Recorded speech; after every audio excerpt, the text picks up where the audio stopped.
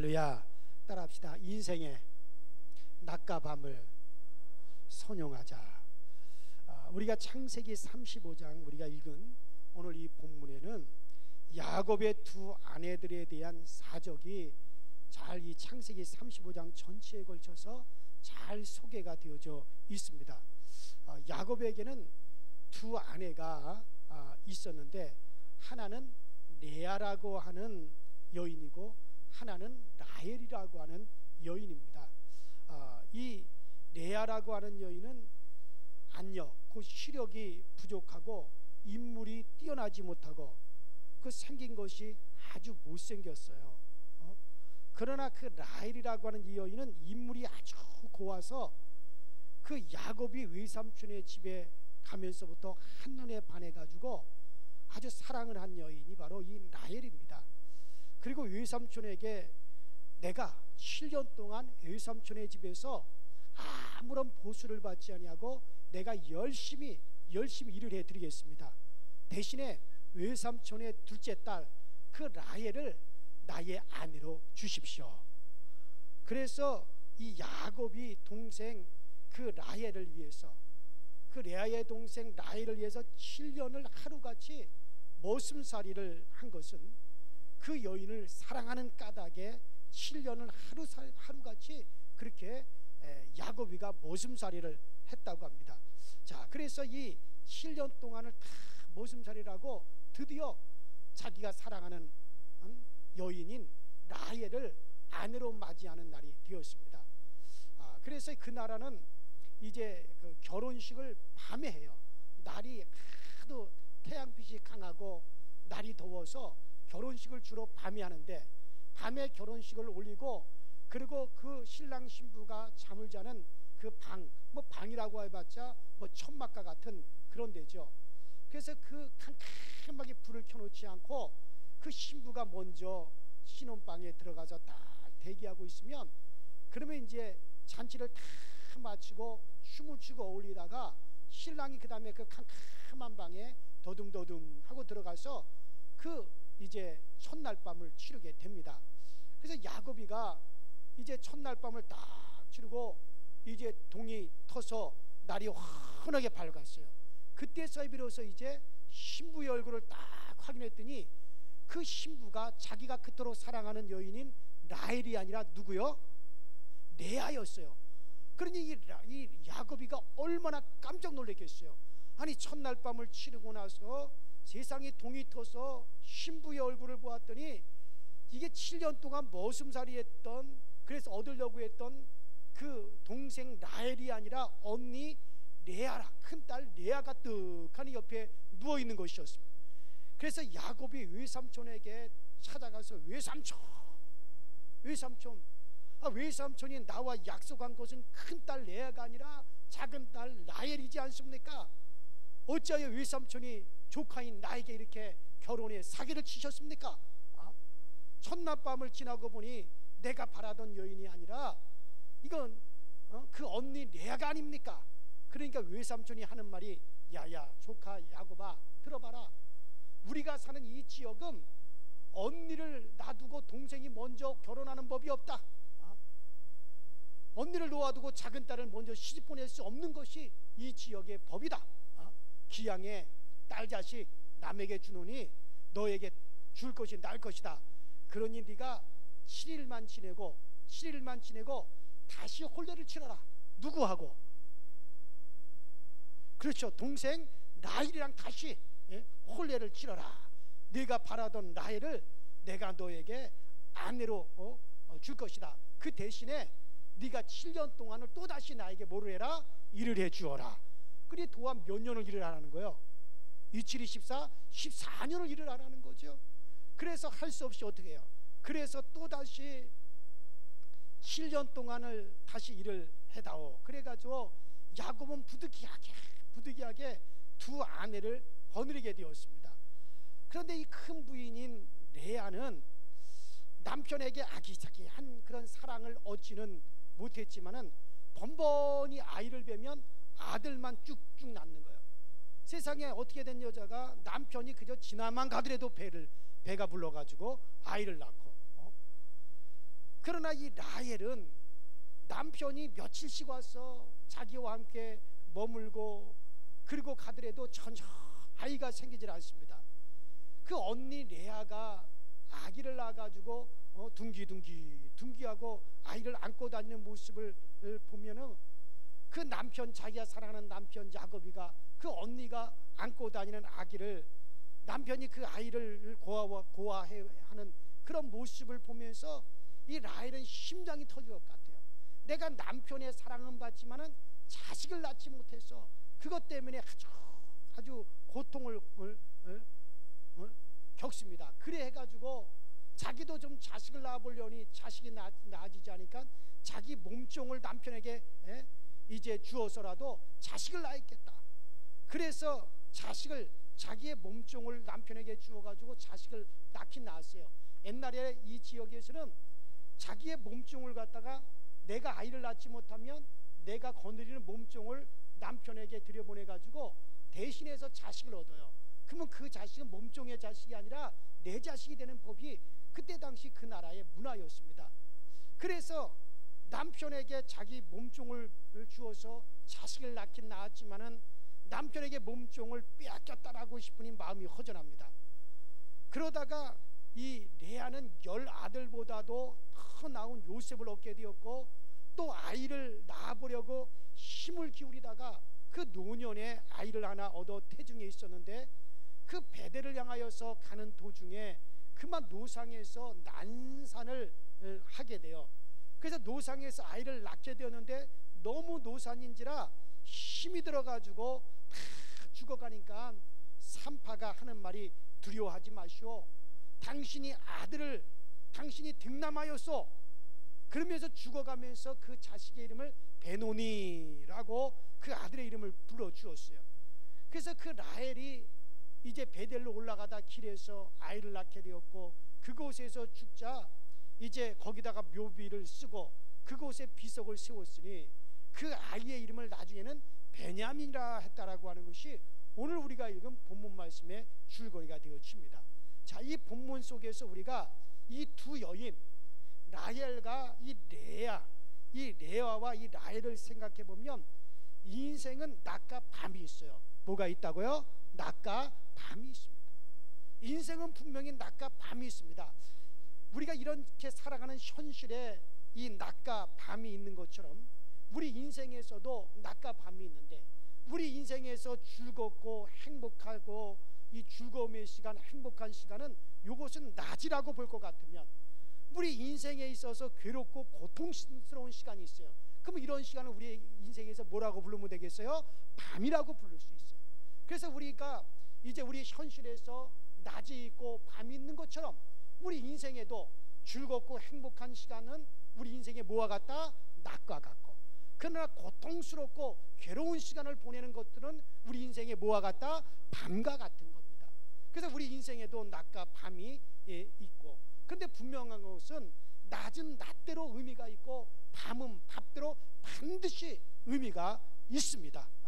그러면 우리가 이것을 잘 조화시키면 낮도 유익하고 밤도 유익하게 되는 거예요. 따라합시다. 낮도 유익하고 밤도 유익하다.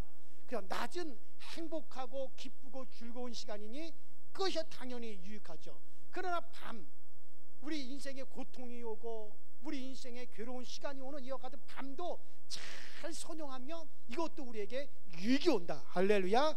자, 이처럼 인생에 밤과 낮이 있는 것인데, 그런데 이 두 여인, 오늘 이 레아와 라헬이라고 하는 이 두 여인은 밤을 선용할 줄 몰랐어요. 이렇게 밤을 바꿔가지고 낮을 만들려고 안간힘을 쓰다가 결국에는 희생의 제물이 되어버린 라헬의 모습을 우리가 보게 됩니다.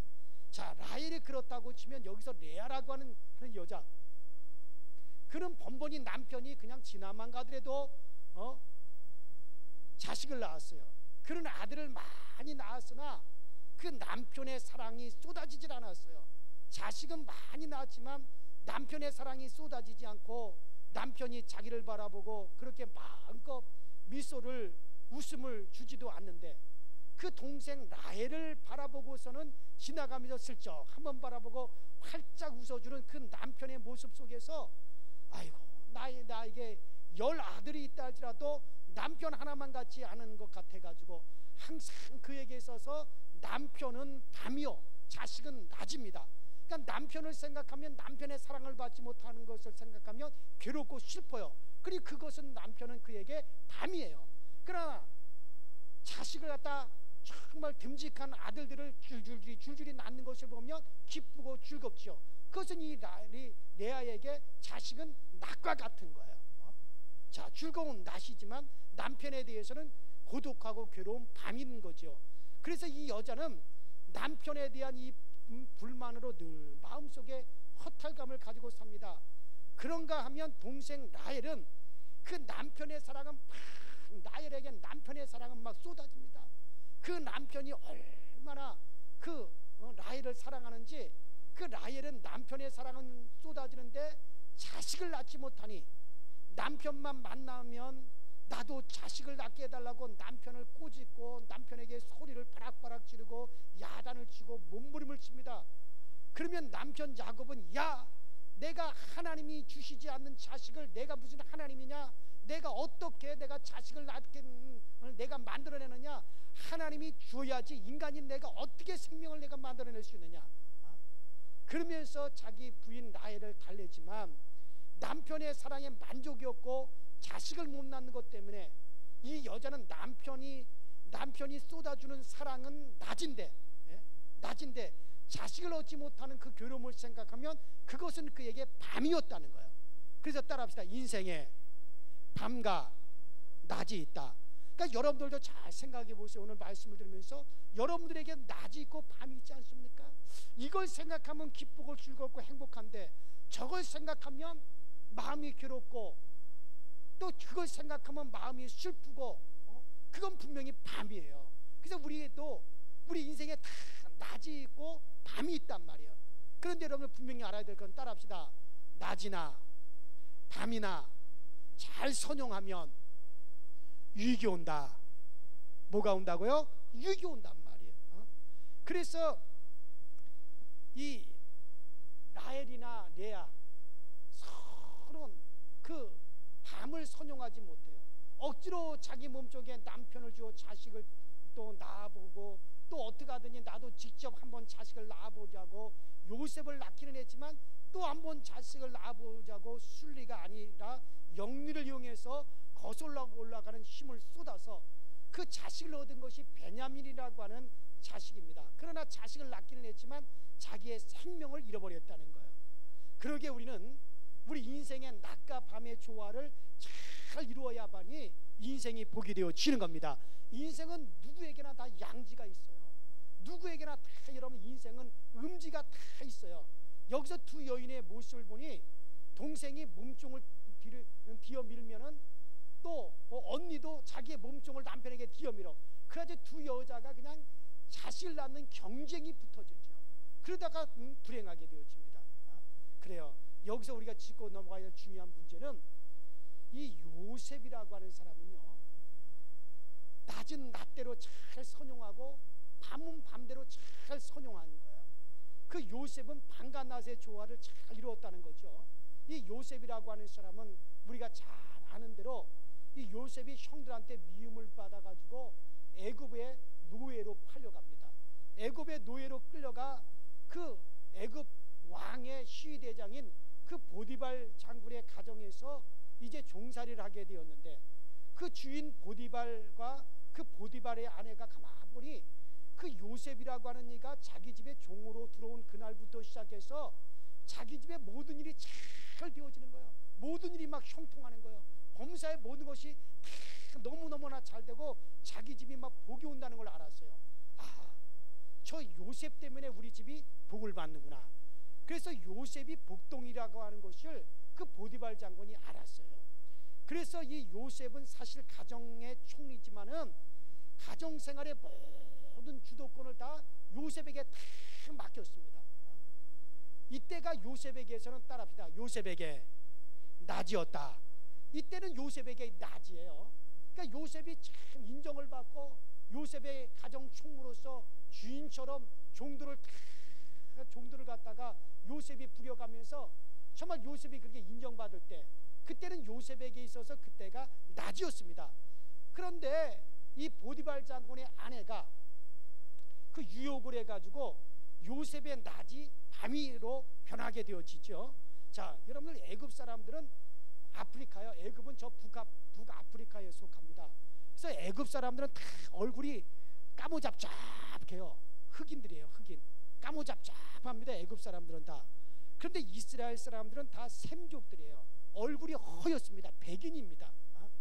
자, 그런데 이 요셉이가 애굽에 노예로 팔려갔으니 애굽 사람들은 다 까무잡잡하고 머리가 다 꼬솔꼬솔한 그런 얼굴이 검정색인데 그 요셉은 그 애굽의 노예로 팔려간 요셉은 얼굴이 허옇고 머리는 노랗단 말이죠. 그러니까 보디발의 아내가 그 요셉을 갖다 유혹하기 시작하는 거예요. 그 보디발의 아내가 사무실에 앉아있는 요셉에게 과일을 깎아다 주고 음식도 만들어다 주고 특별한 요리도 해다 줍니다. 그래서 요셉은 참 고마운 여인이다, 고마운 여자다라고 그렇게 생각하는데, 그런데 이 보디발 장군의 아내 이 여자가 음식만 갖다 주는 게 아니라 어떨 때는 눈을 갖다 잡고 껌뻑한단 말이에요. 그러니까 요셉이가 처음엔 저 여자가 눈병이 들었나 그렇게 생각을 했는데, 하루는 그 남편 보디발 장군이 먼 장거리 여행을 간 틈을 타서 그 요셉을 불러가지고 자기의 내실로 초청을 해서 요셉이 들어갔습니다. 내실에 들어간 요셉을 붙들고 이 보디발 장군의 아내가 사랑을 고백을 하죠. 요셉, 요셉. 그러면서 요셉을 갖다가 유혹을 한단 말이죠. 그러니까 요셉이 아니요, 당신 남편 보디발이 이 집의 모든 것을 다 나에게 맡겼는데 한 가지 맡기지 아니하는 것이 있어. 그 한 가지는 바로 당신은 나에게 맡긴 적이 없어. 그러자 이 여자가 하는 말이, 야, 맡기고 안 맡기가 무슨 상관이 있느냐, 서로 좋으면 되지 않느냐 하고 요셉을 붙잡고 요셉의 옷을 붙잡고 늘어지니까 그 요셉이 그만 붙잡고 늘어지는 그 겉옷을 다 벗어버리고 그 여인에게 던져주고 그리고 밖으로 냈다 도망 나와서 뛰어나와 버렸어요. 그러자 장거리 여행에서 돌아온 그 보디발 장군, 그 자기 남편에게 요셉의 옷을 흔들면서 이 보디발 장군의 아내가 흔들면서 하는 말이 아이고 아이고 하고 막 통곡을 하니까 보디발 장군이 여보 당신 왜 그러느냐고. 그러자 당신은 눈도 없느냐고, 이게 누구의 옷이냐고. 아니 이거 우리 집 가정총무 요셉의 옷이 아니오, 그 요셉의 옷이 아니오 하니 맞소, 당신이 집에 없는 기미를 보더니 요 요셉이라고 하는 놈이 들어와서 옷을 벗고 나를 능간하려고 대들기에 내가 어찌 당신을 두고 내가 딴짓을 하겠소. 그래서 내가 크게 소리를 질렀더니 그놈이 뛰어나가 도망가면서 이 옷만 남겨놓은 것이라고. 그러면서 옷을 흔들어대고 당신이 시장에서 사온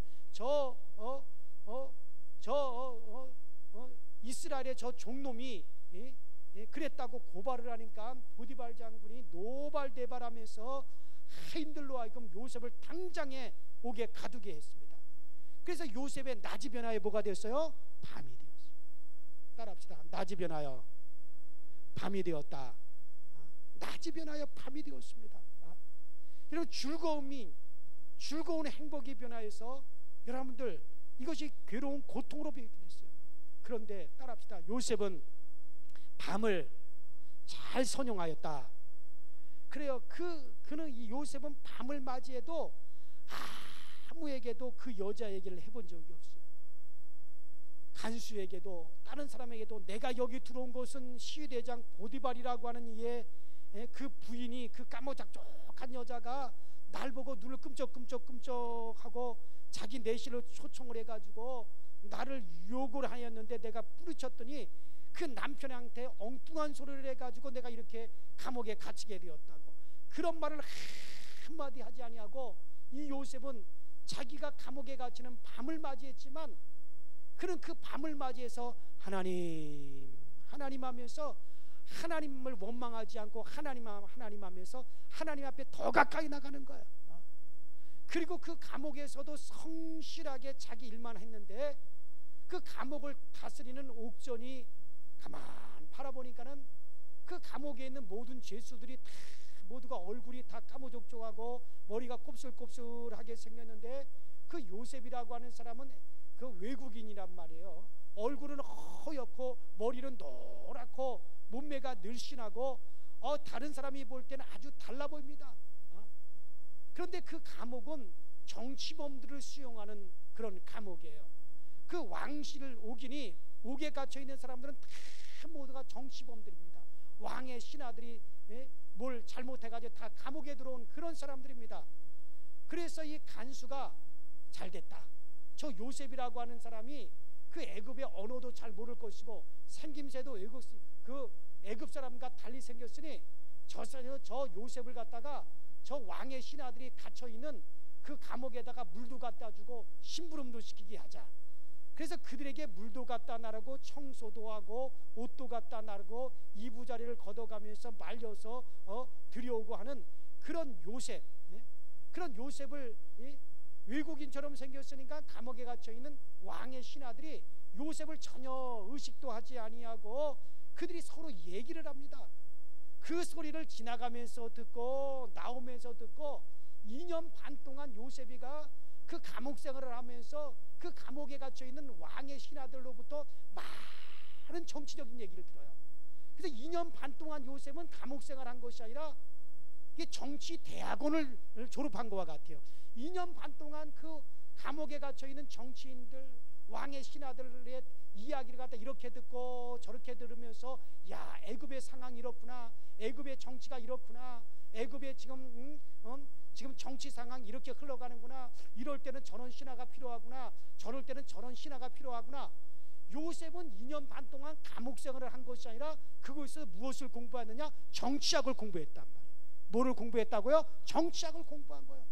그리고 나서 이 요셉이가 만일의 경우 옥살이를 하는 동안 요셉이 정치 대강 코스를 거기서 끝내지 않았다면 요셉이 어느 날 하루아침에 애굽의 국무총리가 됐단 말이에요. 비록 애굽의 국무총리가 되었다 할지라도 그 감옥에서 정치학을 배우지 않았더라면 그가 어떻게 남의 나라에서 국무총리 일을 갖다가 능수능란하게 다 수행할 수 있었겠습니까?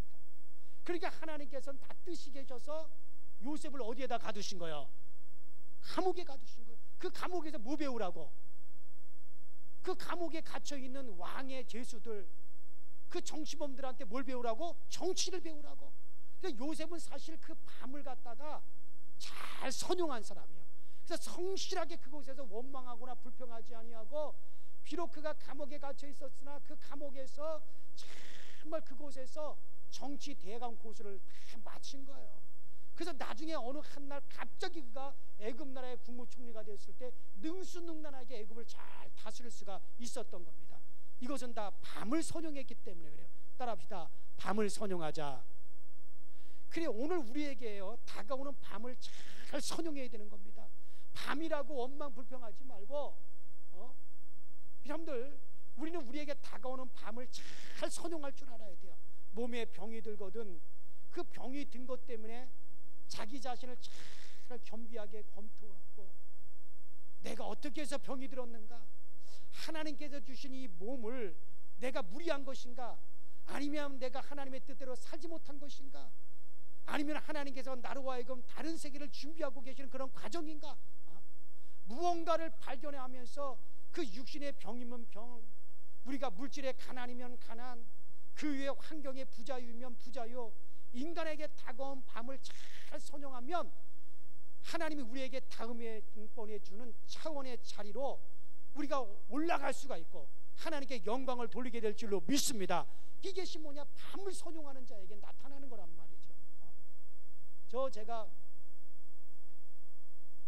전에 목회했던 저 서울연의 그 성동 광진지방 이 성암교회, 그 교회 송영자라고 하는 권사가 있었어요.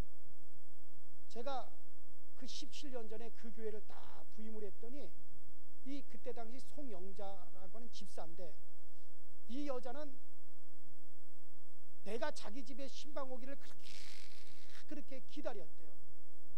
왜 기다렸는가 했더니 자기는 환자라는 거예요. 그래서 무슨 환자냐 그랬더니 암 환자래요. 근데 시시하게 암이 한 가지 암만 있는 게 아니에요. 그래서 무슨 암이 있느냐 했더니 유방암. 그래서 한쪽 유방은 다 도려내 버렸어요. 그래서 유방암에다가 그 다음에 뇌종양, 뇌암에다가 그 다음에 혈액암에다가 암이 3가지나 있어요. 그런데 이분이 하는 말이, 저는 목사님이 우리 교회 부임을 하고 우리 집에 우리 가정에 신방 오기를 간절히 기다렸습니다. 왜 그렇게 기다렸냐면은 목사님이 기도해 주면은 뭔가 되어질 것 같은 그런 느낌이 들었습니다. 그러냐고. 그러면 당신 나와 함께 기도하겠느냐? 그러니까 기도하겠다는 거예요. 그래서 그때 그 부흥회를 갖다가 제가 21일 부흥회를 했어요. 21일 동안 매일 저녁마다 다니엘 기도회라고 해서 21일 집회를 갖다 매일 저녁 제가 했는데, 그때 그 21일 동안 간절히 이 여인이 기도를 하는데, 이 자기의 삶은 남편은 그저 술이나 먹고 노래방이나 다니고 이 여자 저 이제 훑어나 보고 다니죠. 요거는 인터넷에 올리지 마. 또 그 교회에서 들으면 그 남편 또 총알같이 나한테 찾아올 수도 있어요. 지금은 집사가 됐어요. 남편은 그러고 다니죠. 사업은 안 돼가지고 가난하죠. 그런 상황에 있었어요. 그래도 몸은 병들었죠.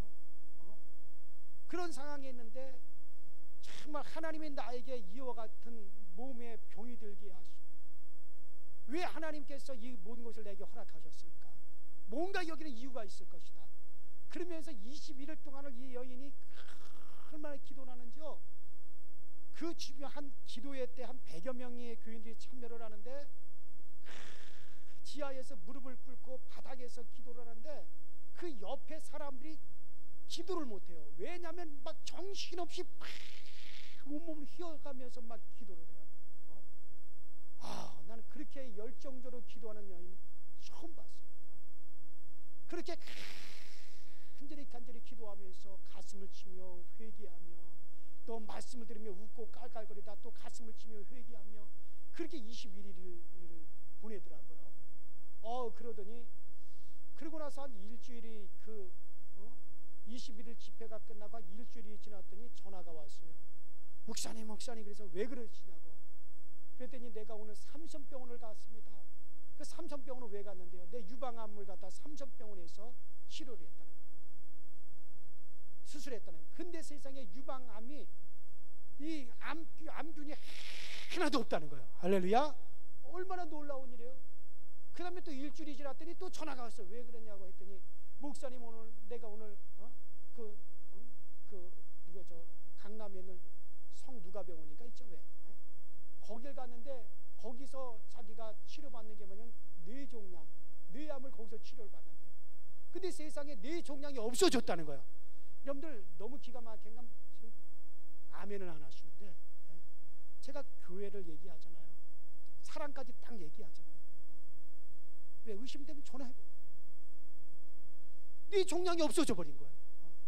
그리고 또 일주일이 지난 다음에 삼성병원을 다녀오고 나서 또 전화를 했어요. 왜 그러냐면 거기서 이 혈액암에 대해서 치료를 받는데 혈액의 수치가 정상이 되었다는 거예요. 할렐루야. 그러니 암 3가지가 어떻게 됐어요? 다 나아버렸어요. 얼마나 기뻐하는지요. 그래서 지금 17년이 지났어요. 근데 지금까지 너무너무 건강한 거야, 이분이.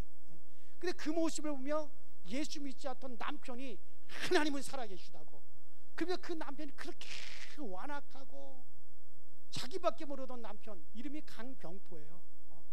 그 강병포 나중에 이제 세례받고 집사까지 됐죠. 집사가 됐죠. 근데 그 남편이 하나님은 살아계시다고, 그 남편이 예수 믿기 시작하더니 모든 것을 다 정리했어요. 다 정리하고 자기 부인과 함께 예수를 믿는 거예요. 그 다음에 사업이 그 다음에 잘 돼요. 그 프레스 기계를 가지고 막 그런 바가지 같은 것도 찍어내고 플라스틱 막 제품 막 찍어내는 그런 공장을 했는데, 사업이 잘 돼가 지금 저 하남에다가 공장을 크게 세워가지고요, 얼마나 사업도 잘 되고 집도 사고. 할렐루야. 여러분들 그게 뭡니까? 이분은 밤을 잘 선용했기 때문에요. 뭐를 잘 선용했기 때문에? 밤을. 그가 몸이 병이 들고 사업이 안 되고 가난하게 되고 남편이 곁길로 나가고 그에게 인생의 밤이죠. 인생의 고통이죠. 인생의 괴로운 순간이죠.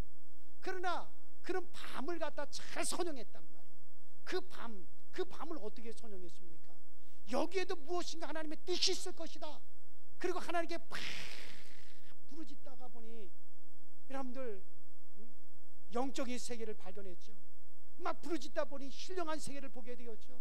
부르짖다 보니까 자기 병이 고침을 받았죠. 그러다 보니까는 그렇게 전도해도 안 됐던 남편이 다시 돌아오게 되어서 남편이 예수 믿게 되었죠. 그렇게 하다 보니까 가정이 다시 일어나게 되었죠. 할렐루야. 그런 여러분들, 이건 밤을 선용했어요. 우리도 마찬가지예요. 그러기에 밤은 결코 밤이 아닙니다. 낮을 위해서 준비하는 과정이란 말이에요. 자신을 겸비하게 수양하는 과정입니다. 그래서 그 밤은 우리에게 낮이 오기 위해서 하나의 과정이, 그것이 밤입니다. 밤이라고 하는 것이 잘 지나가야 그 다음에 낮이 오는 거 아니겠어요? 그래요 여러분들, 낮이 오면 일할 수 있는 힘을 저장하는 기간이 밤이에요. 직장에서 어떤 일이 생겨서 내가 밀려나는 일이 생겼다. 물질이 없어서 돌아다닐 수도 없는 그런 처지에 이르렀다. 몸에 병이 들어서 부자유하게 되었다. 이제는 내가 아무런 일도 할 수 없는 그런 처지가 되었다. 여하튼 간에 여러분들의 인생사례가 낮이 변하여 밤이 되었다고 할 때 분명히 그것은 밤으로 끝나질 않습니다. 그 밤을 내가 잘 선용하면, 그러면 그렇게 선용하는 자에게 반드시 따라합시다. 밤이 변하여 낮이 된다. 그러니까 이 밤을 잘 선용할 줄 알아야 되는 거예요. 그 낮을 대비해야 되는 겁니다. 이것이 우리에게 값진 것이죠. 여러분들에게 어떤 때는 우리가 돈이 다 떨어질 때도 있습니다. 억울하게 내가 직장에서 밀려날 때도 있습니다. 누명을 쓰고 낯을 들 수 없는 그런 억울한 처지에 들을 때도 있습니다. 그리고 이런저런 경우가 생길 수도 있습니다. 그때는 내게 밤이에요. 근데 그 밤이라고 해서 울고 있어서 되는 게 아니에요. 밤이라고 해서 우리가 낙심하고 있어서 되는 게 아니에요. 그때 그 밤을 잘 선용해야 됩니다. 하나님이 분명히 이와 같은 것이 내게 왔을 때는 뭔가 여기에도 하나님의 뜻이 있을 것이야. 이럴 때 나 자신을 더욱더 하나님이 겸손하게 나를 낮추시려고 하는 하나님의 계획이 있을 거야. 이와 같은 때 내가 더 하나님께 가까이 가서, 정말 내가 하나님께 더 가까이 가서 내가 영적인 사람으로 변화되라고 하는 하나님의 뜻이 있을 거야. 그러면서 우리가 밤을 갖다가 잘 선용만 하면, 그건 반드시 그에게는 기뻐하고 즐거워하고 감사할 수 있는 낮이 오게 되는 걸 믿으시기 바랍니다. 그러니까 밤을 선용하지 않고는 낮이 오질 않는단 말이에요. 우리 맨날 낮만 기대하는 거예요. 그 밤이 오면 원망하고 불평하고, 그러면 그런 이들에게는 절대 낮이 올 수가 없는 거예요. 그래서 우리는 밤을 선용하는 자에게 낮은 찾아온다는 거죠. 교회도 마찬가지입니다.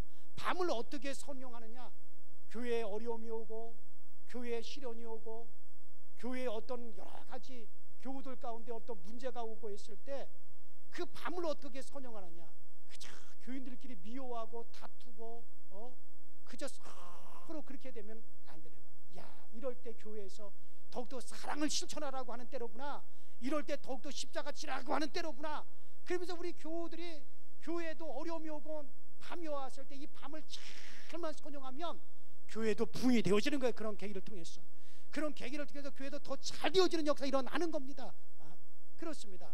이 바울, 우리가 사도행전 19장에 보면 그 바울과 실라가 평소에 늘 하나님 앞에 기도를 했어요. 그런데 점쟁이 귀신들이 쫓아주고 그들이 감옥에 갇혔습니다.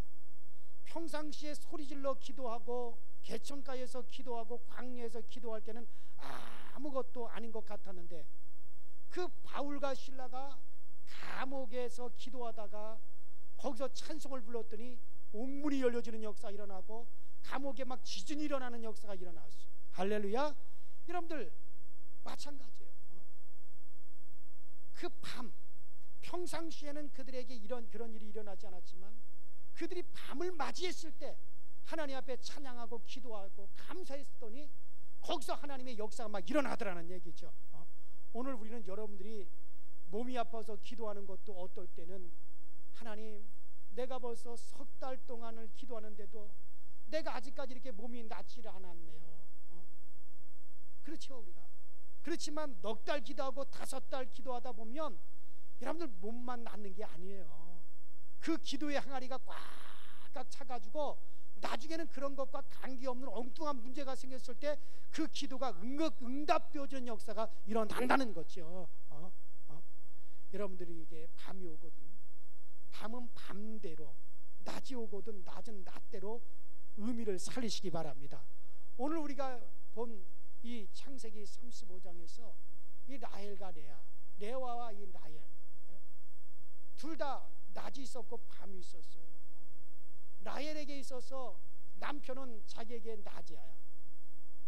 남편의 사랑이 쏟아지는 것을 볼 때는 기쁘고 행복해요. 그에겐 낮이에요. 그러니까 자식을 생각하면, 자식 못 낳는 것을 생각하면 그에게는 괴로운 거예요. 그에게 고통의 시간이, 그건 그에게 밤입니다. 레아도 마찬가지죠. 자식들만 생각하면 기쁨이 오고 행복해요. 자식은 자기에게 낮이에요. 그러나 남편을 바라보면 남편의 사랑이 쏟아지질 않아요. 남편은 자기에 관심이 없어요. 남편의 사랑을 받지 못한다는 걸 생각할 때 그 남편은 그에게 있어서 밤이었어요. 근데 그들은 밤을 억지로 자기들이 낮으로 바꾸려고 애를 쓰다가 불행하게 되었어요. 그 밤이 오거든 밤을 선용할 줄 알아야 돼요. 아, 나에게 지금 밤이로구나. 이 밤에는 내가 하나님을 더 가까이 하라고 하는 뜻이로구나. 이 밤에는 내가 뭔가 나 자신을 겸비하라고 하는 뜻이로구나. 이 밤에는 더욱더 내가 하나님을 가까이 나가는 것 같은 때로구나. 그러면서 겸손하게 밤은 밤대로 잘 선용하면 그러면 그에게 있어서 그 밤이 낮이 되어지는 역사가 일어나는 겁니다. 여러분 그렇습니다. 그래요. 여러분들이 밤이 오거든 밤은 밤대로, 낮이 오거든 낮은 낮대로 의미를 잘 살려야 됩니다. 그렇게만 하면 절대 망하는 일이 없어요. 그렇게 하면 절대 여러분 우리에게 실패하는 일이 없습니다. 그렇게 하면 우리에게 유익이 오게 되어지는 겁니다. 그래서 우리는 언제든지 믿음으로 일어나야 돼요. 제가 지지난주에 우리가 이사야서 60장 1절로 7절에 있는 말씀을 가지고 우리가 사면을 바라보면서 감사를 발굴해야 된다, 그런 말씀을 드렸죠. 우리가 감사를 높이 들고 감격의 찬양을 해야 됩니다. 얼굴에는 희색을 바라야 됩니다. 그러면 우리에게서 어둠이 물러가 버리는 역사가 일어나는 겁니다.